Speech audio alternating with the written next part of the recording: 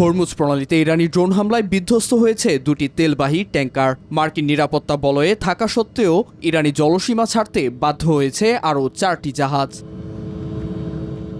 এমন পরিস্থিতিতে ক্যাম্প ডেভিডে মন্ত্রিসভার জরুরি বৈঠক করেছেন মার্কিন প্রেসিডেন্ট ডোনাল্ড ট্রাম্প। স্পষ্ট জানিয়েছেন, প্রয়োজন হলে ইরানের উপর আরও কঠোর হামলা চালানো হবে।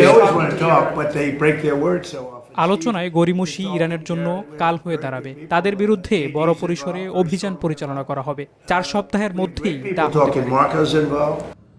এর মধ্যে ইরান যুদ্ধে ব্যবহৃত ক্ষেপণাস্ত্র প্রতিরক্ষা অস্ত্রের মজুদ পুনর্গঠনে $1,820 কোটি জরুরি বরাদ্দ চেয়েছে পেন্টাগন। এমনকি তেহরানের বিপ্লবী গার্ড বাহিনীর ড্রোন সংগ্রহ ও উৎপাদনে জড়িতদের নেটওয়ার্ক ভাঙতে $1,50 লাখ পুরস্কারও ঘোষণা করেছে ওয়াশিংটন।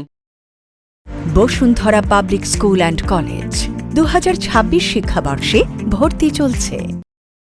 এদিকে আগ্রাসনের শিকার হলে মধ্যপ্রাচ্যে মার্কিন জ্বালানি স্থাপনা ও তেল আবিবের গুরুত্বপূর্ণ অবকাঠামোতে পাল্টা আঘাতের হুঁশিয়ারি দিয়েছে ইরান। মার্কিন প্রশাসন যুদ্ধবিরতি লঙ্ঘন করায় পরিস্থিতি জটিল হয়েছে বলে অভিযোগ ইরানের পররাষ্ট্রমন্ত্রী আব্বাস আরাকচির।